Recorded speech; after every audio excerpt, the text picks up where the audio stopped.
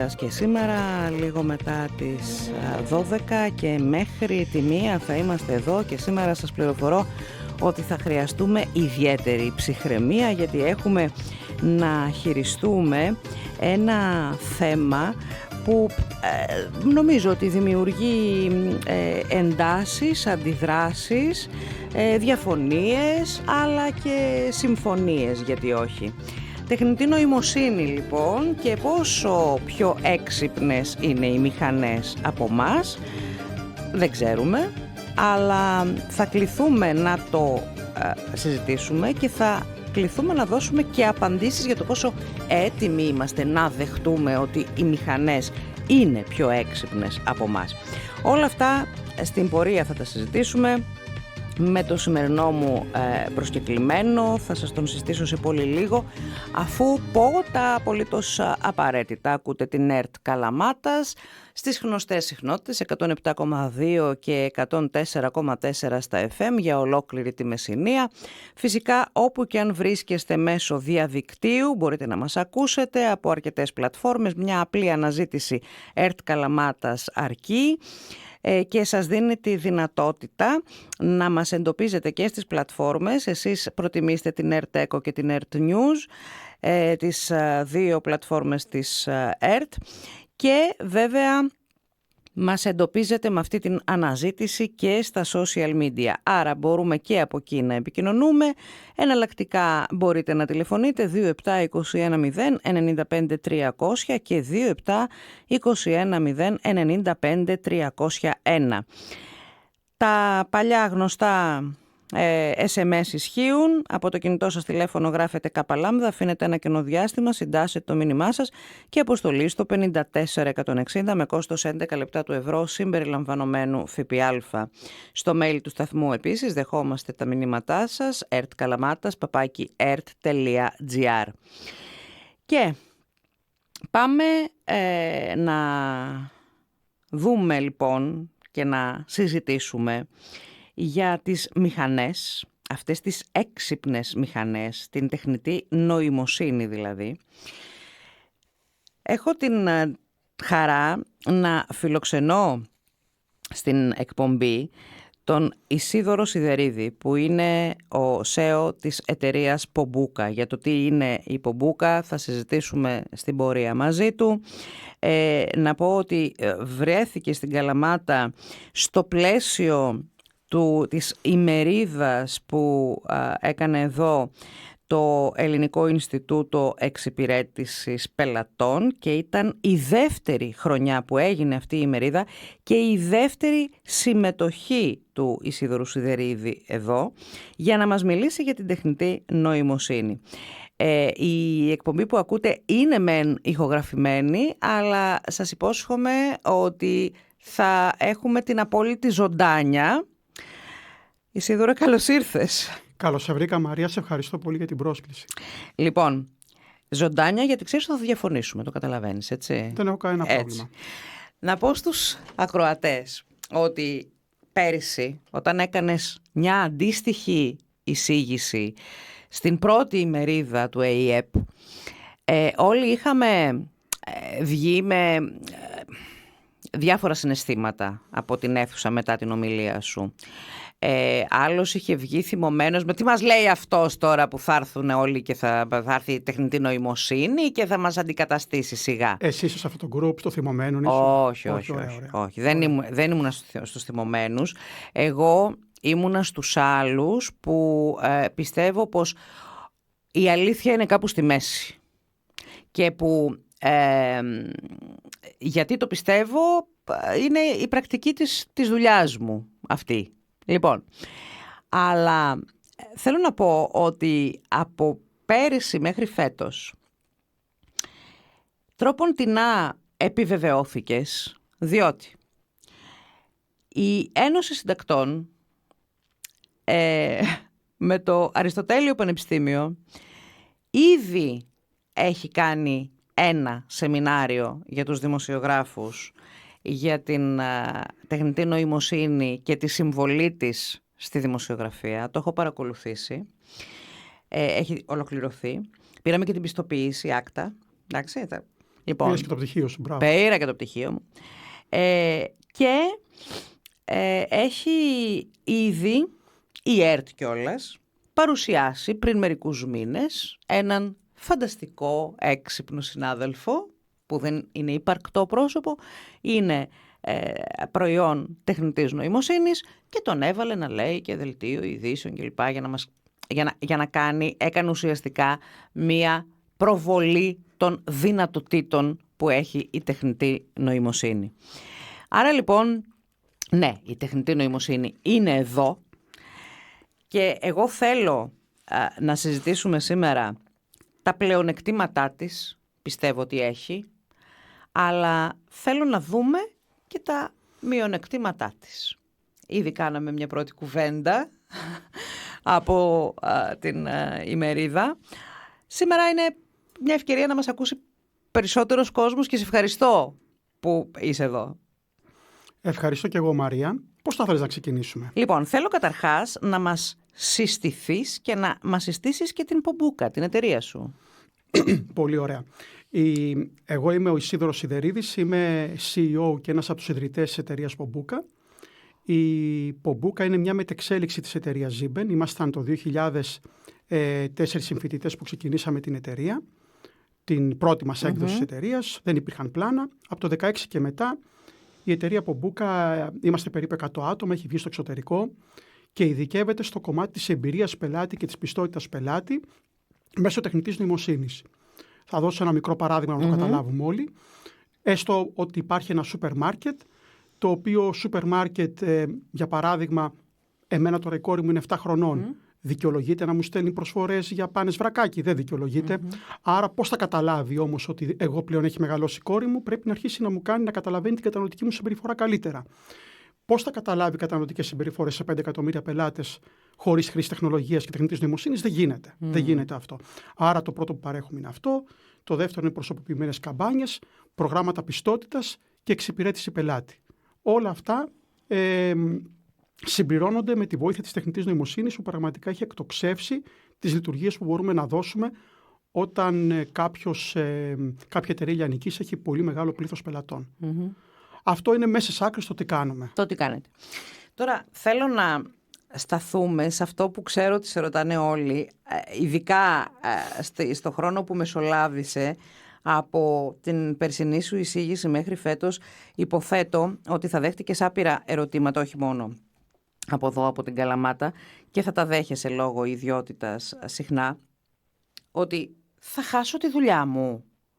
Θα έρθει κάποιος και θα κάτσει εδώ να κάνει αυτή την εκπομπή, ή ο πολιτής, για παράδειγμα, στο μάρκετ σε ρωτάει, θα έχω μεροκάματο ή θα πατάει ένα κουμπί από το κεντρικό λογιστήριο και θα βλέπει και θα μπορεί να ανεφοδιάζει και το ράφι?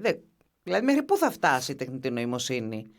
Είναι η πιο συχνή ερώτηση που δέχομαι πράγματι.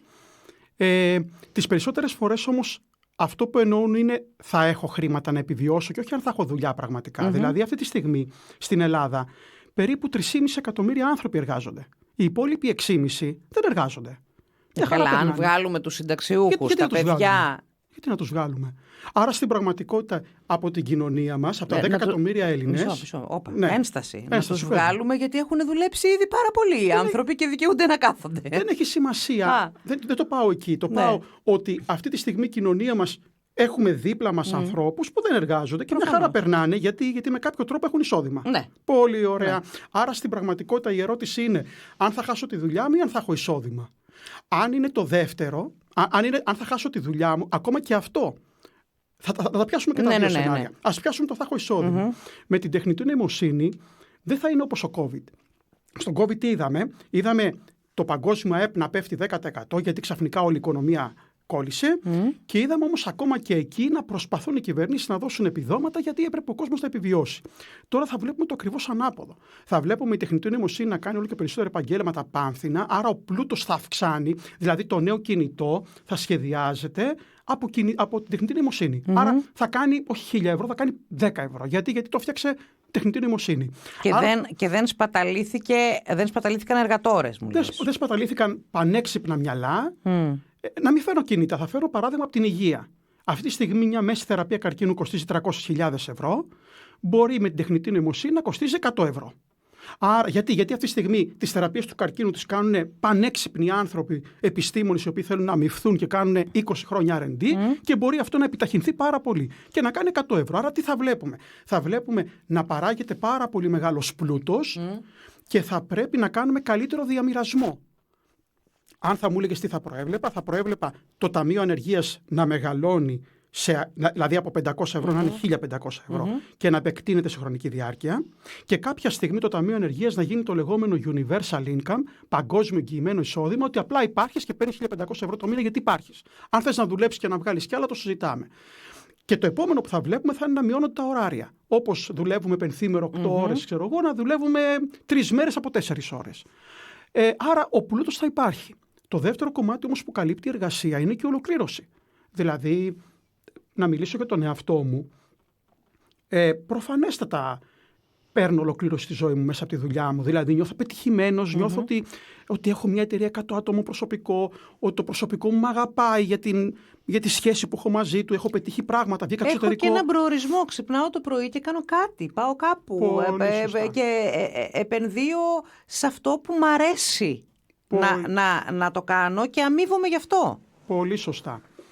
Που βέβαια πολλές φορές η εργασία οδηγεί και σε ανταγωνιστικά στοιχεία που μου αλλοιώνουν το χαρακτήρα. Και θα πιάσω ένα παράδειγμα από τον αθλητισμό. Ο αθλητισμός θεωρητικά είναι ό,τι πιο χαλαρωτικό και ωραίο χόμπι υπάρχει. Αν πάμε να δούμε τον επαγγελματικό αθλητισμό όμως, δηλαδή αν πάμε να δούμε ένα επαγγελματία μπασκετμπολίστα, για παράδειγμα, που εγώ αγαπάω το μπάσκετ, όταν παίζει τον αγώνα, εγώ δεν νιώθω ότι απολαμβάνει αυτό που κάνει. Καλά, άλλο ο αθλητισμός, άλλο ο πρωταθλητισμός. Σωστά. Ο πρωταθλητισμός όμως φέρνει χρήματα. Ναι. Άρα, όταν μπαίνει το χρήμα, όταν μέσα στο χόμπι μου και σε αυτό που θέλω να κάνω, μπαίνει το ένστικτο της επιβίωσης μέσω της χρηματικής απολαβής, ενεργοποιείται αυτόματα και ο ανταγωνισμός και πολλές φορές αλλοιώνει το χαρακτήρα μας. Δηλαδή, αυτό που λες, ξυπνάω το πρωί και έχω κάτι να κάνω, τελικά με κάνει να μην απολαμβάνω τον τελικό μπάσκετ που πέρασα και να είμαι σκυθροπός και πολύ συγκεντρωμένος και να μου ουρλιάζει ο προπονητής μου κτλ.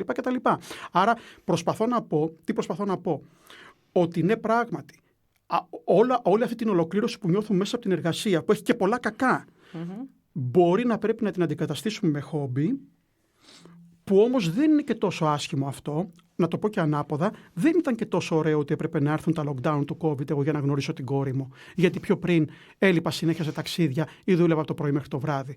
Και δεν κάνω μια εργασία που... Κάνω μια εργασία που νομίζω το μεγαλύτερο μέρος του πληθυσμού μπορεί να φαντάζει στα μάτια του είναι πάρα πολύ ωραίο. Έχω τη δική μου επιχείρηση, είμαι αγαπημένος με τους συνεταίρους μου, πάμε καλά, μεγαλώνει η εταιρεία, κάνω αυτό που θέλω γιατί το χόμπι μου είναι η τεχνολογία, και όμως την κόρη μου δεν τη ζούσα. Γιατί αυτόν το θεωρώ καλό? Και να μην πρέπει να μειωθεί το ωράριό μου και να μπορώ να ζω περισσότερο με την κόρη μου. Εκεί βέβαια μπαίνει το κομμάτι του πρωταθλητισμού. Γιατί κάνεις αυτή τη δουλειά και δεν την κάνεις σε επίπεδο ερασιτεχνικού αθλητισμού, την κάνεις σε επίπεδο πρωταθλητισμού. Γι' αυτό λοιπόν δεν έβλεπες την κόρη σου. Θέλω να πω ότι υπάρχουν άλλοι άνθρωποι που μια χαρά εργάζονται για να... σε αυτό που τους αρέσει. Δεν λέω εγώ ότι δεν τους αρέσει, ή μπορεί και να μην τους αρέσει ακόμα χειρότερα, και εργάζονται αυτό το 8ωρο και μετά πάνε σπίτι τους και βλέπουν το παιδί τους και κάνουν τις δραστηριότητές τους και όλα αυτά. Αυτοί οι άνθρωποι λοιπόν θα έχουν ζήτημα επιβίωσης, αυτό ρωτώ, επιβίωσης, όχι ευζοίας, αν θα έχουν 1.500 στο πορτοφόλι για να μπορούν να κάνουν βόλτες κλπ. Αυτό είναι η ευζοία. Αλλά αν θα έχουν μεροκάματο, απλό. Θα χωρίσω την απάντησή μου σε δύο πράγματα. Το ένα, ο ιδιωτικός τομέας και ο δημόσιος τομέας.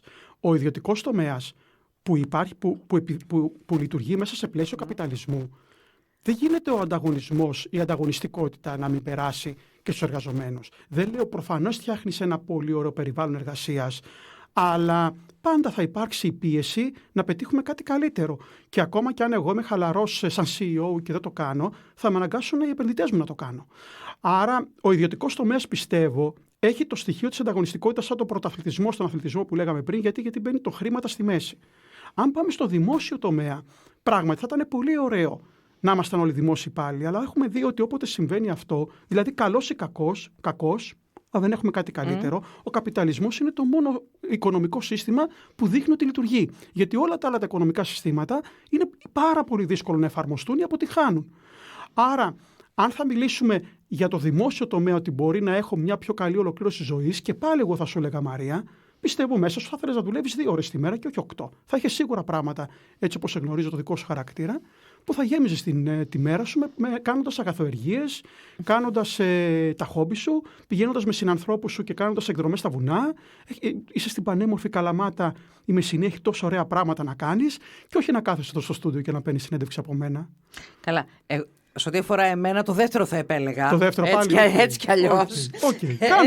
Έτσι κι αλλιώς. Θα μπορείς να το κάνεις. Λοιπόν. Γιατί είναι ένα κομμάτι της δουλειάς αυτό που με ξεκουράζει και αυτό που είναι το χόμπι μου.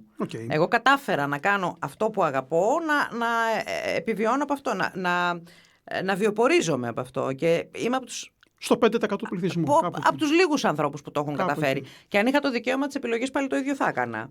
Αν είχα τώρα και έναν έξυπνο φίλο, κατασκευασμένο, έτσι, μη υπαρκτό, που θα του έλεγα, ξέρεις τι γίνεται, κάνε μου τη γραμματειακή υποστήριξη, γιατί πράγματι επειδή γίνονται όλα από ένα μυαλό που δεν είναι και πολύ άρτιο, γίνονται και λάθη.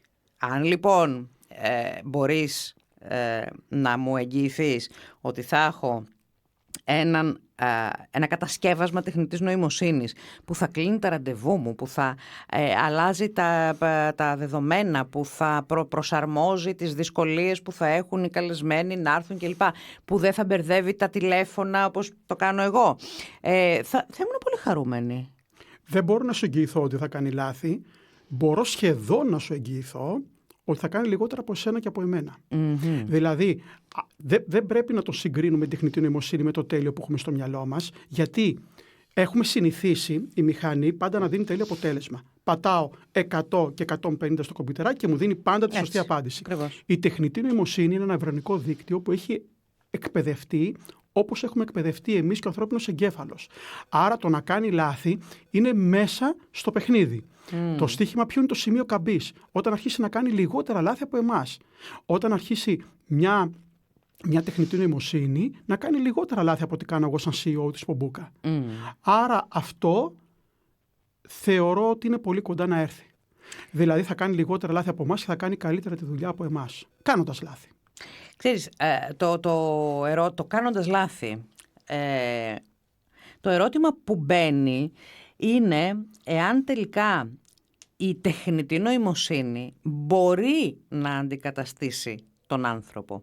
Και στέκομαι στα όσα έχει πει η Ελληνίδα αναπληρώτρια πρίτανης του MIT, η κυρία Γεωργία Περάκη, σε μια συνέντευξή της τον Αύγουστο του 2023 στο InScience. Λέει λοιπόν πως η τεχνητή νοημοσύνη δεν θα αντικαταστήσει τους ανθρώπους, γιατί χρειάζεται feedback από αυτούς. Και ένας κόσμος στον οποίο οι κοινωνικοί, ηθικοί και πολιτικοί προβληματισμοί γύρω από την πληροφορική και την τεχνητή νοημοσύνη συνυφαίνονται ενεργά με την έρευνα, την πανεπιστημιακή διδασκαλία και την εφαρμογή των τεχνολογιών εχμής, αποτελεί το όραμα της ίδιας της Πρίτανη, έτσι, της κυρίας Περάκη. Είναι μια Ελληνίδα μαθηματικός, εξαιρετική περίπτωση. Προφανώς σέβομαι αυτή την άποψη. Να πιάσουμε λίγο τη δική σου δουλειά. Η δική σου δουλειά έχει 2 σκέλη. Το ένα σκέλος είναι να προσπαθήσεις να ενημερώσεις το κοινό σου και να τους πεις νέα και εξελίξεις, ας πούμε. Σε αυτό πιστεύω ότι αργά ή γρήγορα η τεχνητή νοημοσύνη θα σε ξεπεράσει. Θα το κάνει καλύτερα, με πιο λίγα λάθη και θα βρίσκει πιο καλά τι ενδιαφέρει το κοινό σου, βλέποντας, μετρώντας ακροματικότητες, και θα το κάνει καλύτερα. Υπάρχει όμως ένα κομμάτι που είναι καθαρά ανθρώπινο, που είναι η συνέντευξη που κάνουμε τώρα. Τη συνέντευξη που κάνουμε τώρα θα ήθελε το κοινό σου να είναι ένα ρομπότ που μου παίρνει συνέντευξη και όχι η Μαρία Τομαρά που μπορεί να βγάλει συναισθηματισμό, να κάνουμε μια κόντρα παραπάνω. Σε αυτό το πράγμα πιστεύω θα υπάρξουν κάποια επαγγέλματα, κάποιες λειτουργίες που θα θέλουμε πάντα να υπάρχει άνθρωπος. Που θα είναι αναντικατάστατος ο άνθρωπος. Θα είναι αναντικατάστατος όχι για την ουσία της δουλειάς, για το ότι είμαστε ανθρώπινα όντα και θέλουμε να επικοινωνούμε με ανθρώπους σε συγκεκριμένα ζητήματα. Θα φέρω το παράδειγμα από την ιατρική πάλι, που τον καταλαβαίνουμε όλοι. Θα έρθει η στιγμή, που ήδη πρέπει να έχει έρθει κιόλας, όπου η τεχνητή νοημοσύνη θα κάνει καλύτερες διαγνώσεις και θα προτείνει καλύτερες θεραπείες από τον καλύτερο γιατρό. Είναι πολύ κοντά και πιστεύω θα γίνεται. Θα θέλουμε τεχνητή νοημοσύνη να επικοινωνεί με τον άνθρωπο τον τρόπο θεραπείας. Όχι, πιστεύω θα θέλουμε να υπάρχει ένας άνθρωπος που αυτός θα επικοινωνεί το αποτέλεσμα της τεχνητής νοημοσύνης. Πάμε όμως ανάποδα. Πες ότι είμαστε κάτι πολύ θλιβερό, έχουμε μια πάρα πολύ δύσκολη ασθένεια και είμαστε εξαπλωμένοι στο κρεβάτι ενός νοσοκομείου. Θα θέλουμε να έχουμε έναν άνθρωπο νοσοκόμα που θα εξυπηρετεί 50 ασθενείς και θα μας βλέπει αναγκαστικά, θα μας βλέπει για 10 λεπτά, θα μας δίνει τη φαρμακευτική αγωγή και θα φεύγει, ή θα θέλουμε να έχουμε μια τεχνητή νοημοσύνη που θα είναι ο σύμβουλός μας. Αν ξυπνήσουμε 3 τα ξημερώματα, θα έρχεται να μας εμψυχώνει. Θα μας μιλάει και θα λέει ότι βγήκε μια νέα θεραπεία για αυτό που έχεις και θα την εφαρμόσουμε αύριο, Ισίδωρε. Πρέπει να αντέξουμε, να τα καταφέρουμε. Για σκέψου αυτό το πράγμα. Αυτό μπορεί να προτιμούσα πάλι να μου το κάνει η τεχνητή νοημοσύνη και πάω σε κάτι που έχει καθαρά έμπαθη, που έχει καθαρά συναισθηματική νοημοσύνη. Ναι. Γιατί κακά τα ψέματα, η καλύτερη νοσοκόμα δεν μπορεί να ταυτίζεται με 50 ασθενείς την ημέρα και να μπαίνει στα παπούτσια τους. Η τεχνητή νοημοσύνη θα μπορεί να το κάνει και θα είναι πραγματικά ταγμένη στο να μας βοηθήσει να σωθούμε. Και πιάνω το πιο ευαίσθητο θέμα που είναι της υγείας. Καλά, κάνεις και το πιάνεις το πιο ευαίσθητο θέμα, γιατί είναι και αυτό που, αν θες, μας φορτίζει περισσότερο συναισθηματικά. Αλλά το θέμα ποιο είναι? Και πάλι πόσο ανεπτυγμένο το συναίσθημα έχει ο κάθε άνθρωπος. Εάν αφορά, για παράδειγμα, εμένα, δεν θα με ενδιέφερε να έχω έναν άνθρωπο που δεν υπάρχει, μάλλον θα έχω ένα ηλεκτρονικό που θα ήθελα να με ενημερώνει και να ξυπνάω στις 3 τη νύχτα και να μου λέει «Μαρία, μην ανησυχείς, είμαι εδώ για σένα, συνεργάζομαι με τους γιατρούς σου, είναι όλα καλά» κλπ. Εάν πρόκειται για έναν πολύ δικό μου άνθρωπο και μάλιστα ηλικιωμένο, θα ήθελα να... Και το βάζω το ηλικιωμένος που δεν είναι εξοικειωμένος με την εξέλιξη και τα άλματα της τεχνολογίας. Θα ήθελα να είναι εκεί ένας άνθρωπος που θα του πει «Κύριε τάδε μου, μην ανησυχείτε, η τεχνητή νοημοσύνη έχει φροντίσει για σας». Αλλά να το λέει ένας άνθρωπος. Νομίζω εξειδανικεύεις. Υπάρχουν πραγματικά στο δημόσιο σύστημα υγείας τέτοιοι άνθρωποι που θα το κάνουν αυτό. Δηλαδή πρέπει να μιλάμε επί του πρακτικού και του ρεαλιστικού. Αυτή η πραγματικότητα είναι ότι είναι μία νοσοκόμα για 50 ασθενείς στις εντατικές και ό,τι μπορεί να κάνει, κάνει. Και σίγουρα δεν ταυτίζεται συναισθηματικά με τους ασθενείς, γιατί αν το έκανε η γυναίκα θα πήγαινε σπίτι της και θα είχε τρελαθεί και θα ήταν κάθε μέρα στα πατώματα και δεν θα μπορούσε να κάνει τίποτα άλλο. Φυσικά. Άρα το ρεαλιστικό τι είναι? Προφανέστατα θα έχω την οικογένειά μου γύρω μου, αλλά μια τεχνητή νοημοσύνη που μπορεί να μιλήσει απίστευτα συναισθηματικά και να μιλήσει συναισθηματικά χωρίς να με κοροϊδεύει. Δηλαδή να πει ότι εγώ είμαι ρυθμισμένη στο να καταφέρω να σε κάνω καλά και θα τα δώσω όλα για να σε κάνω καλά και είμαι εδώ δίπλα σου σε ό,τι και αν μου πεις. Και εγώ θέλω να μιλήσω ορθολογικά, γιατί εγώ έχω επιστημονικό τρόπο σκέψης. Δεν θέλω να μου μιλήσει μεταφυσικά και να μου μιλάς συνέχεια ορθολογικά και να μου λες για τη νέα θεραπεία και να μου λες ότι να μου μετράς συνέχεια τους δείκτες μου και να μου λες ότι βλέπω ότι με αυτή τη θεραπεία πάμε πολύ καλύτερα. Πάμε πάλι να εμβαθύνουμε, πάλι να κάνουμε. Αύριο θα επενδύσουμε πάλι σε αυτή τη θεραπεία. Δεν πιστεύω ότι θα είχα καλύτερο τρόπο να θεραπευτώ. Άρα, επίσης τι κάνουμε? Θεωρώ ότι συστηματικά υπερεκτιμούμε τους εαυτούς μας. Δηλαδή, τι αποκαλύπτει όλο αυτό που γίνεται? Η τεχνητή νοημοσύνη θα μας σπρώξει να γκρεμιστούν οι ψευδαισθήσεις μας. Έχουμε μια ψευδαίσθηση ότι είμαστε κάτι πολύ σημαντικό.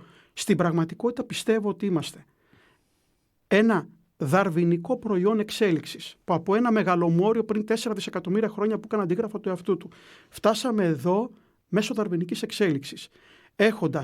Είμαστε ένα LLM, ένα generative AI, large language model, δηλαδή είμαστε μία μηχανή που απέκτησε γλώσσα και μέσα από τη γλώσσα αρχίσαμε να φτιάχνουμε reasoning, όπως έκανε και η τεχνητή νοημοσύνη, όπου έχουμε χημικούς προγραμματισμούς συναισθημάτων και ψευδαίσθηση ότι υπάρχουμε. Να πιάσω όμως τα συναισθήματα πρώτα. Τα συναισθήματα μεγαλοποιούμε τη σημασία τους. Τι θέλω να πω? Προφανέστατα το ότι ξέρω για ποιο λόγο αγαπάω την κόρη μου, για ποιο λόγο είμαι χημικά προγραμματισμένος να αγαπάω την κόρη μου. Γιατί αν δεν την αγαπούσα θα επιβίωνε και δεν θα μεταφέρεται το γονίδιο. Αγαπάς τα παιδιά σου. Αυτό δεν μου μειώνει σε τίποτα την αξία το πόσο την αγαπάω. Λέω συνέχεια ένα παράδειγμα, ότι αν συγκεντρωθώ και τη σκεφτώ, μπορώ να βάλω τα κλάματα. Τόσο έντονα την αγαπάω. Όμως, αντίστοιχα, ας μην πιάσω την κόρη μου, γιατί πάλι θα συγκινηθώ και θα βάλω τα κλάματα. Ας πιάσω κάτι πιο απλό. Το πόσο ευχαριστιέμαι το φαγητό αν μείνω 2 μέρες νηστικός. Ξέρω πολύ καλά για ποιο λόγο χημικά γίνεται αυτό στον εγκέφαλό μου. Αυτό όμως δεν μου μειώνει καθόλου την απόλαυση προς το φαγητό την ώρα που το τρώω. Άρα, μην μεγαλοποιούμε τα συναισθήματα. Τα συναισθήματα είναι πολύ απλά από πλευράς επιστήμης. Είναι χημικοί προγραμματισμοί. Η εξέλιξη μας έβαλε χημικούς προγραμματισμούς στον εγκέφαλο, γιατί όταν προέκυψαν αυτοί, είχαμε καλύτερες πιθανότητες επιβίωσης και μεταφοράς γονιδιώματος στις επόμενες γενιές. Άρα τι θέλω να πω, Μαρία? Εδώ να κάνω μια παρένθεση. Πιστεύω ότι σε αυτόν τον κόσμο που έρχεται, δηλαδή μου λένε πολλοί, και τι θα μάθεις στην κόρη σου? Πρέπει να μάθουμε δαρβινισμό, να καταλάβουμε πολύ καλά τους μηχανισμούς που έχουμε φτάσει μέχρι εδώ, για να μην μας δημιουργεί ψευδαισθήσεις στο τι συμβαίνει με την τεχνητή νοημοσύνη. Πρέπει, ο δαρβινισμός δυστυχώς, θεωρία της εξέλιξης δεν τη μαθαίνουμε στο σχολείο για πολλούς και διάφορους λόγους, και μετά δεν καταλαβαίνουμε πώς λειτουργεί η ζωή. Δεν καταλαβαίνεις. Δηλαδή δεν μπορείς να καταλάβεις ότι δεν υπάρχει τελεολογία, ότι δεν υπάρχει επειδή. Είναι σαν να λες, γιατί υπάρχουν τα βράχια? Θα μου πεις, δεν έχει νόημα αυτή η ερώτηση, αυτή η ερώτηση που μου κάνεις. Όμως η ίδια απάντηση είναι για ποιο λόγο υπάρχουμε εμείς.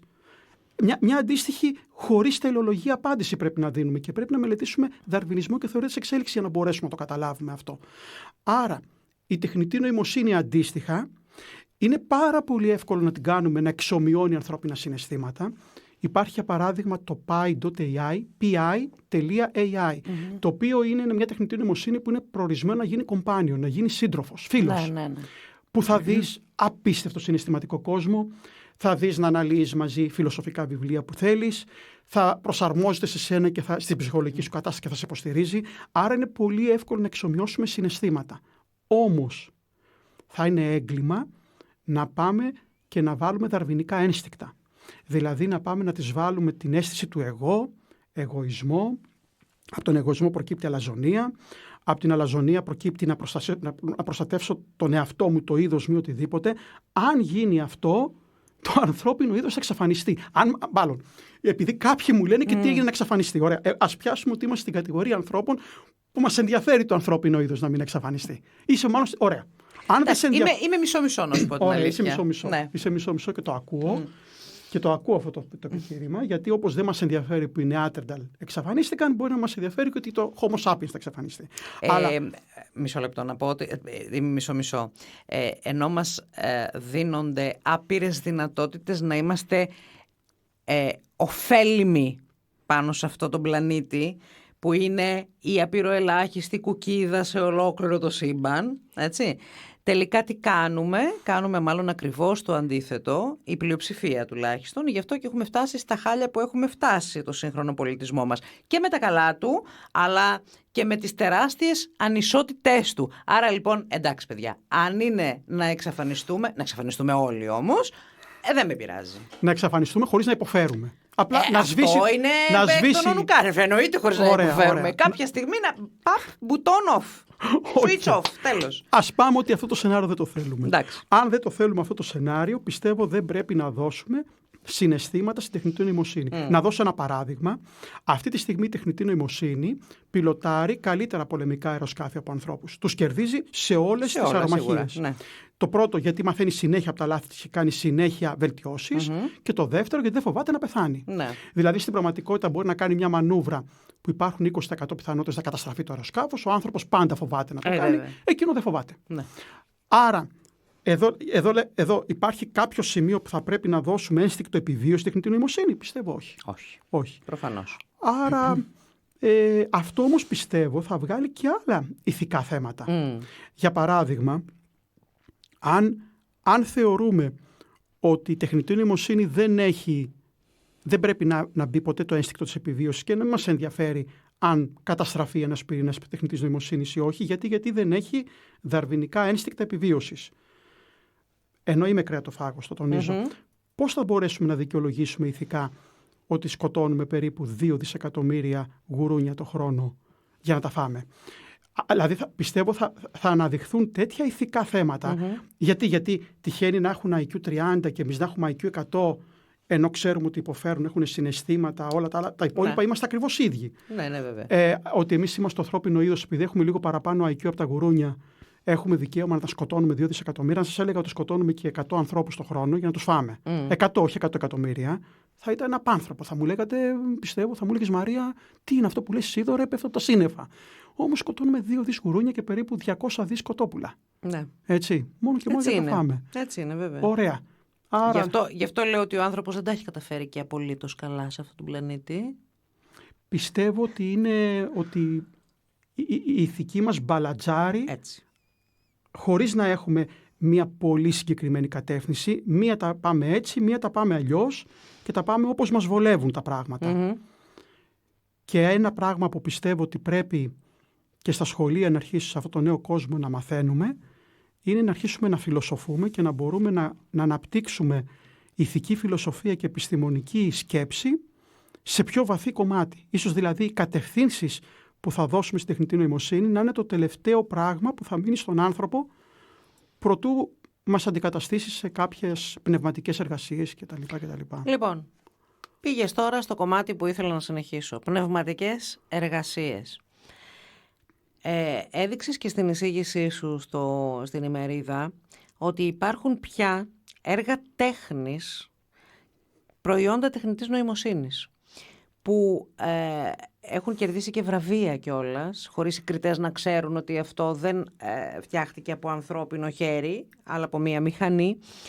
Και το ζήτημα που μπαίνει είναι αν μπορεί να προστατεύεται η πνευματική ιδιοκτησία.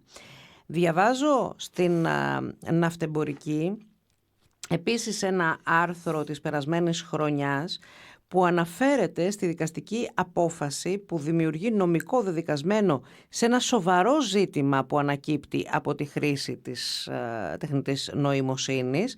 Για τα τελευταία χρόνια τόσο κάποια προηγμένα ρομπότ που ενσωματώνουν τεχνητή νοημοσύνη, όσο και λογισμικά τεχνητής νοημοσύνης δημιουργούν έργα τέχνης, δείχνοντας μία ακόμη πτυχή αυτής της τεχνολογίας που εισβάλλει δυναμικά στον ανθρώπινο πολιτισμό.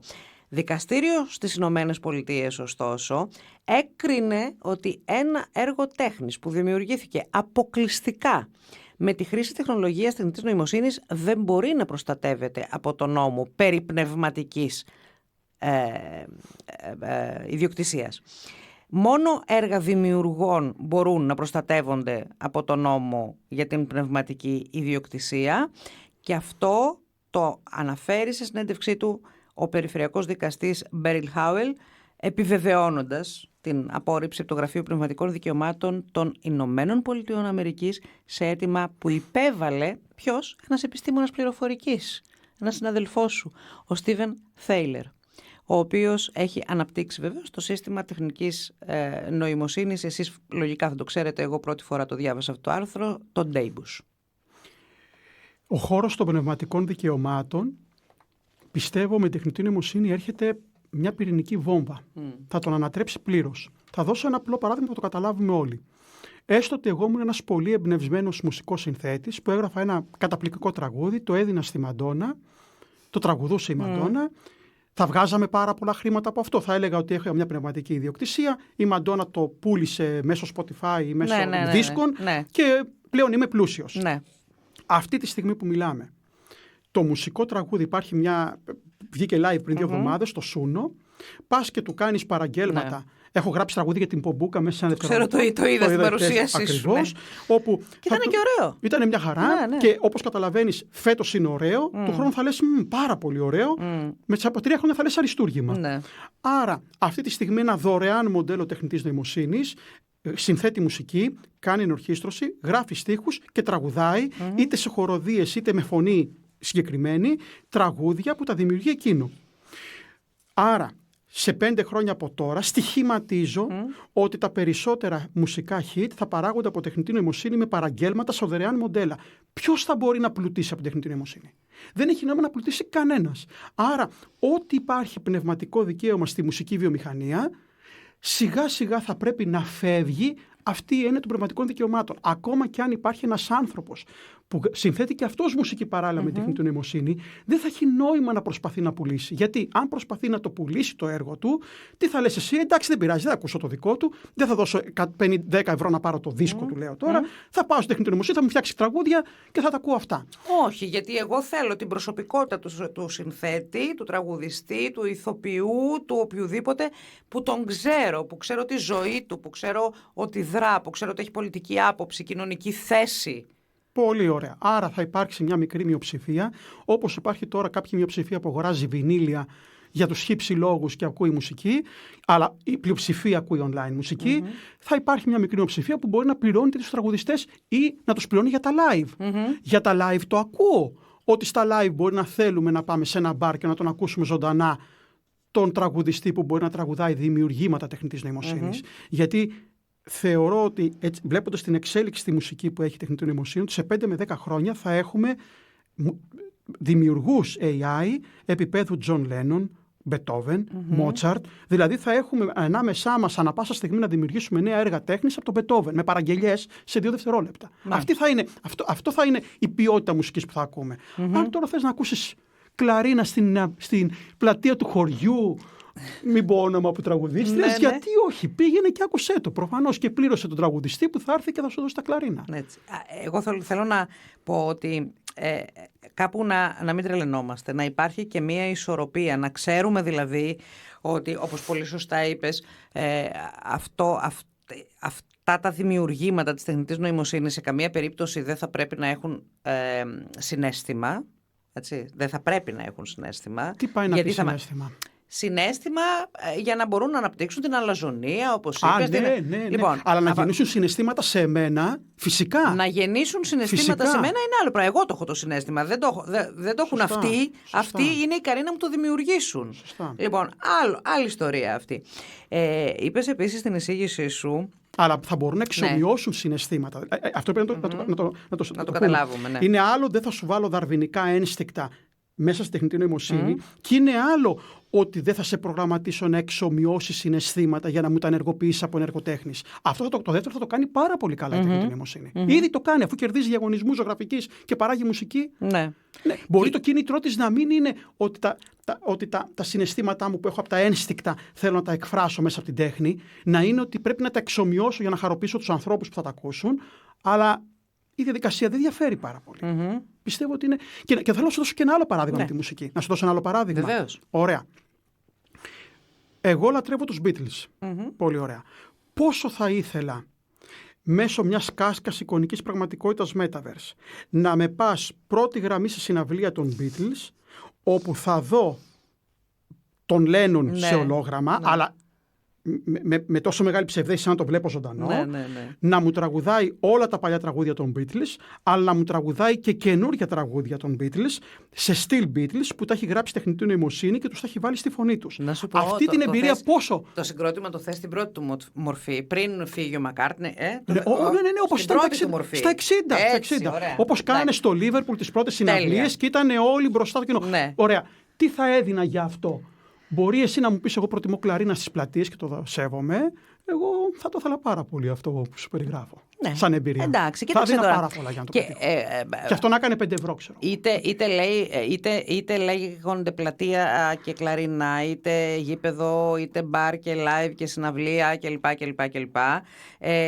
Εγώ, επειδή είμαι αυτός ο άνθρωπος, ο παλιακός, εν πάση περιπτώσει, θα ήθελα να είναι live κάτι και όχι μέσα από μια κάσκα, και δίπλα μου να είναι το αγόρι μου, να είναι ο φίλος μου, να είναι η φιλενάδα μου, να χτυπιόμαστε, να το ευχαριστιόμαστε, να πίνουμε μπύρες. Μέσα από την κάσκα. Ωραία, επειδή συμφωνώ μαζί του να κάνω δικηγόρο του διαβόλου. Ωραία. Ο δικηγόρος του διαβόλου, αλλά συμφωνώ μαζί σου. Συμφωνώ, αλλά θα προσπαθήσω να πω τον αντίλογο γιατί είναι η εκπομπή σου. Έτσι. Φυσικά. Ωραία. Το πρώτο που θέλω να σου πω είναι ότι η εικονική πραγματικότητα αυτή τη στιγμή δουλεύουν με φυτεύματα στον εγκέφαλο, όπου θα σου δίνει την ψευδαίσθηση της αφής, των οσμών, και δεν θα μπορείς, πιστεύω, σε 15-20 χρόνια να την διαχωρίσεις από την πραγματικότητα. Το πρώτο είναι αυτό. Ναι. Το δεύτερο είναι ένα πιο φιλοσοφικό κομμάτι, που είναι ότι είναι πολύ πιθανό και αυτό που ζούμε τώρα να είναι μια ψευδαίσθηση, να είναι ένα simulation. Καλά, βέβαια. Και το Matrix να είναι ντοκιμαντέρ και όχι ταινία επιστημονικής φαντασίας. Ναι, άρα και άμα το δεις στατιστικά, είναι αυτή τη στιγμή με την τεχνητή νοημοσύνη και την εικονική πραγματικότητα οδεύουμε προς ένα σημείο που θα μπορούμε να φτιάχνουμε εικονικούς κόσμους, και είναι πολύ πιθανό να ζούμε σε ένα τέτοιο, πιο πιθανό να ζούμε σε ένα τέτοιο εικονικό κόσμο που μπορεί να έχει φτιάξει ένας εξωγήινος πολιτισμός, παρά στον ένα και μοναδικό πραγματικό, με ό,τι σημαίνει το πραγματικό. Άρα χαλάρωσε, θα έλεγα. Με ό,τι σημαίνει το πραγματικό, και υπάρχουν και οι θεωρίες που λένε ότι αυτό που είμαστε εδώ είναι τίποτα, μια αντανάκλαση, ένας αντικατοπτρισμός ουσιαστικά, έτσι. Λοιπόν, αλλά εν πάση περιπτώσει στεκόμαστε σε αυτό που μπορεί να υπηρετήσει ένα μέσο IQ. Και το λέω γιατί. Γιατί είπες και στην εισήγησή σου ότι, και διόρθωσέ με αν κάνω λάθος τα νούμερα. Είπες καταρχάς ότι μέχρι το 2029 η μηχανή θα καταφέρνει καλύτερα από τον άνθρωπο, θα τα καταφέρνει καλύτερα σε οποιαδήποτε πνευματική εργασία. Όχι χειρονακτική, πνευματική εργασία. Ένα. Δεύτερον, ένας μέσος άνθρωπος και προς τα πάνω έχει ένα IQ 100. Αυτή τη στιγμή η τεχνητή νοημοσύνη έχει 140, και με τους ρυθμούς που πάει θα φτάσει στα 10.000. Λοιπόν, και εγώ είπα χαριτολογώντας ότι εγώ πολύ τον λυπάμαι αυτόν τον τύπο της τεχνητής νοημοσύνης, το δημιούργημα δηλαδή, γιατί θα νιώθει πολύ μεγάλη μοναξιά. Δεν θα μπορεί να επικοινωνήσει με κανέναν μας. Είμαστε όλοι ηλίθιοι μπροστά του. Το να νιώθει μοναξιά, το αποδίδει ζαρβενικά ένστικτα που είπαμε δεν πρέπει να βάλουμε. Άρα δεν θα νιώθει καθόλου μοναξιά. Όπως δεν τον νοιάζει να πεθάνει στους εξομοιωτές πτήσεις, στα πολεμικά αεροσκάφη, τον ενδιαφέρει καθόλου να πεθάνει. Ναι. Άρα πάμε λίγο. Για την ακρίβεια, αυτή τη στιγμή έχουμε 102 έχει φτάσει. 140 θα φτάσει σε περίπου 2 με 3 χρόνια. Τώρα είμαστε στο 102, πριν κάνα μήνα το Claude 3 της Ανθρώπη. Ναι, άρα πράγματι θα μας ξεπεράσουν περίπου το 29 συν 2 χρόνια σε οποιαδήποτε πνευματική εργασία, και πάμε να δούμε τις κοινωνικές επιπτώσεις από αυτό. Έχουμε συνηθίσει αυτή τη στιγμή στον πολιτισμό μας να θεωρούμε elite τους ανθρώπους που επιτελούν πνευματικές εργασίες. Να πιάσουμε τον Stephen Hawking, τον επιστήμονα, το φυσικό, ο οποίος είναι πραγματικά μια παγκόσμια ελίτ αυτός ο άνθρωπος, είχε κάνει εκπληκτικές ανακαλύψεις, έγραψε βιβλία, και δεν μπορούσε καν να κουνηθεί και να κινηθεί. Αυτή τη στιγμή, ενώ περιμέναμε ότι τα ρομπότ πρώτα θα αντικαταστήσουν τα χειρονακτικά και μετά τα πνευματικά, γίνεται η ανατροπή. Και θα πρέπει όσοι επιτελούμε πνευματικές εργασίες να είμαστε έτοιμοι να νιώσουμε με το ποταπείνωση. Μην το πω ταπείνωση, γιατί μπορεί να έχει αρνητική έννοια. Να νιώσουμε ότι οι δικές μας ικανότητες είναι οι πρώτες που θα αντικατασταθούν από την τεχνητή νοημοσύνη, και ότι θα πρέπει να καταλάβουμε ότι η θέση μας στην κοινωνία θα υποβαθμιστεί από αυτό το πράγμα. Ισίδωρα, θα πρέπει να ξεχωρίσουμε τι εννοούμε πνευματική εργασία, γιατί και αυτό έχει level. Αυτό που κάνω εγώ. Έτσι. Εσύ λοιπόν, ναι, κινδυνεύεις άμεσα. Ναι, σωστά. Κινδυνεύεις άμεσα. Αυτό που κάνω οποιοδήποτε στην Πομπούκα. Γιατί στην Πομπούκα δεν έχουμε αποθήκη κάποιο κουβαλάκι βότια. Άρα όλοι στην Πομπούκα κάνουμε πνευματικές εργασίες. Όλοι μας θα αντικατασταθούμε. Απ' την άλλη, ένας καθηγητής πανεπιστημίου που μπαίνει στο αμφιθέατρο, όχι, δεν θα αντικατασταθεί. Άμεσα τουλάχιστον. Πάμε να το δούμε αυτό. Ωραίο παράδειγμα. Θα ήθελα Στο αμφιθέατρο είπες. Θα ήθελα στην πιο βασική εκπαίδευση να έχω πάντα δασκάλους και καθηγητές που θα μαθαίνουν στα παιδιά κοινωνικοποίηση. Θα ήθελα. Θα ήθελα όμως να έχω και ένα προσωπικό φροντιστή στην κόρη μου που θα είναι προσαρμοσμένο στις γνωστικές της ικανότητες. Θα είναι προσαρμοσμένο αν ξυπνήσει 5 τα ξημερώματα να της κάνει ιδιαίτερο μάθημα και να της μαθαίνει τις τελευταίες εξελίξεις στο δικό της στυλ και ρυθμό με όπως πρέπει και όπως θέλει. 5 τα ξημερώματα να μην ξυπνήσει το παιδί να κάνει ιδιαίτερο. Και αν το κάνει, συγγνώμη. Και αν το θέλει. Να μην το θέλει. Είναι δυνατόν. Καταρχάς 5 τα ξημερώματα ένα παιδί δεν έχει, δεν έχει λόγο να ξυπνήσει εκτός και αν είναι άρρωστο. Αν ξυπνήσει στις 8, μένω σε αυτό, γιατί αυτό με συμφέρει και αυτό θέλω να αναδείξω. 8. Ξυπνάει στις 8 και πάει στο σχολείο του το παιδί και παίζει με τους συμμαθητές του το παιδί και γυρνάει στο σπίτι και κάνει τις δραστηριότητές του κλπ. Και εντάξει, όταν είναι να έρθει η ώρα του διαβάσματος, αντί ο Ισίδωρος και η μαμά της να κάθονται και να προσπαθούν να της δώσουν ένα γνωστικό αντικείμενο που και εκείνοι θα πρέπει να θυμηθούν, αρχαιελληνικά ξέρω εγώ. Σωστά. Ναι, ας υπάρχει και αυτή η μηχανή ωραία. Δεν έχουμε θέμα. Άρα, αν μιλάμε για την εκπαίδευση, έχει 2 κομμάτια. Το ένα κομμάτι είναι η γνώση, που εκεί μπορεί η τεχνητή νοημοσύνη να το κάνει καλύτερα, και το δεύτερο κομμάτι είναι η κοινωνικοποίηση που δεχόμαστε. Εκεί πιστεύω θα είναι πάντα ανθρώπινο. Αλλά είπες αμφιθέατρο. Ναι. Στο αμφιθέατρο ίσως να μην χρειαζόμαστε την κοινωνικοποίηση τόσο πολύ και να είναι πιο πολύ γνώση. Ή σε ένα διδακτορικό και εκεί να μην είναι ο άνθρωπος καθηγητής, να μην έχει τόσο νόημα. Με ειδοποιεί η Γεωργία ότι έχουμε 2 λεπτά. 2 λεπτά. Λοιπόν, δεν διαφωνήσαμε, ούτε μαλώσαμε. Μια χαρά πήγε. Μωρέ, έτσι κι αλλιώς δεν θα διαφωνούσαμε και ούτε θα μαλώναμε, προς Θεού. Άλλωστε, οι συζητήσεις αυτού του είδους σκοπό έχουν να προάγουν έστω και μέσω της διαφωνίας. Εννοείται. Τις απόψεις, κάθε άποψη είναι σεβαστή.